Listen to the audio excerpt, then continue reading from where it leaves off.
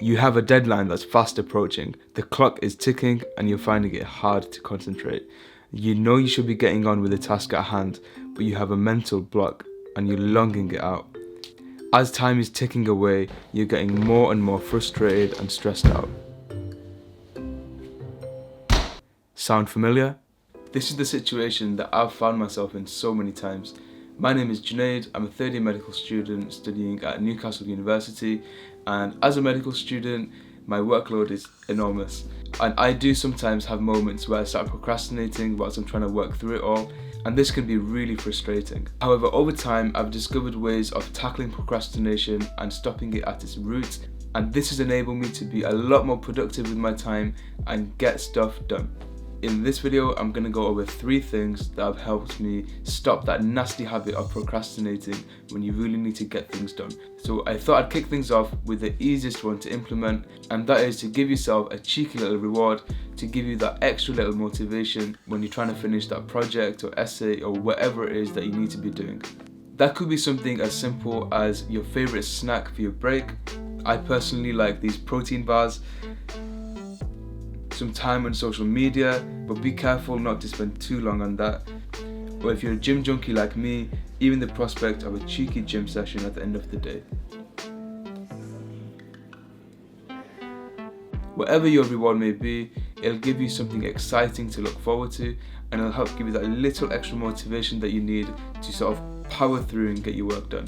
I would say be careful with the social media one because it can be really easy to keep on scrolling and then before you know it, an hour or 2 hours have passed. So make sure you pick your rewards carefully and just make sure that you're mindful with the rewards that you pick for yourself. The next tip I have is to remove distractions or to remove yourself from the distraction. For a lot of us, the biggest distraction is this pesky little thing here. A lot of us have become so addicted to our phones to the point where anytime a notification comes up, it's almost like an instinct that you have to grab your phone and check it straight away, and then we'll end up being completely distracted and completely forget about the task at hand. Now the solutions to this are really easy. You can either put your phone completely away out of sight, you can give it to a friend. Dad, can you watch my phone whilst I study? Yeah, sure man. Is it mine to keep? No, it's not yours to keep. Oh. Or you can even put it on Do Not Disturb. This will mean that we'll spend less time constantly picking our phone up, putting it down, and the same thing over and over, and we can spend more time being productive and doing the things that will get us to where we want to be. Sometimes the distraction isn't something as simple as the phone. Sometimes you could be sat in a place where there's multiple distractions around you. All it takes in that instance is for you to pick the stuff up and move it to a more suitable working environment. So once you're in that place where you can really sort of focus and get things done, you'll be able to be more productive with your time and get things done quicker. And this will mean you'll have more time to do the things that you enjoy outside of work. So happy days. My next bit of advice is to find an accountability partner.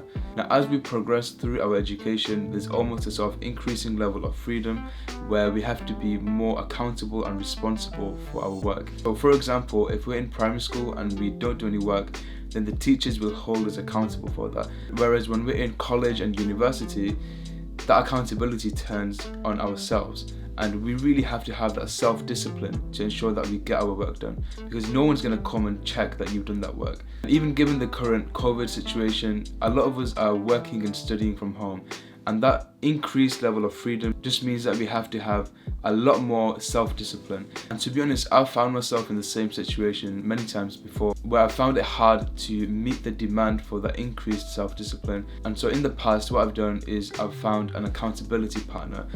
Now this could be anyone, it could be a friend or a partner, just anyone who's invested in the outcome of your work. Now as humans, we're social creatures, so when there's that other person involved, we almost don't want to disappoint.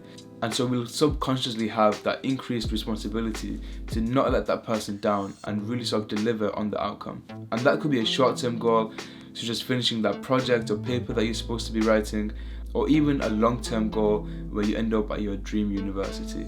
Sometimes that extra little added pressure or responsibility can really give you that extra drive and motivation to complete and achieve your outcomes and goals.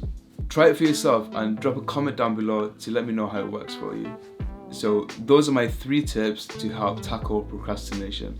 And if you enjoyed the video, then please drop a cheeky like and drop a comment below on what you liked about the video, or if you have any feedback, and let me know if you want to see more of these types of videos, and hopefully I'll catch you guys in the next one. Take care.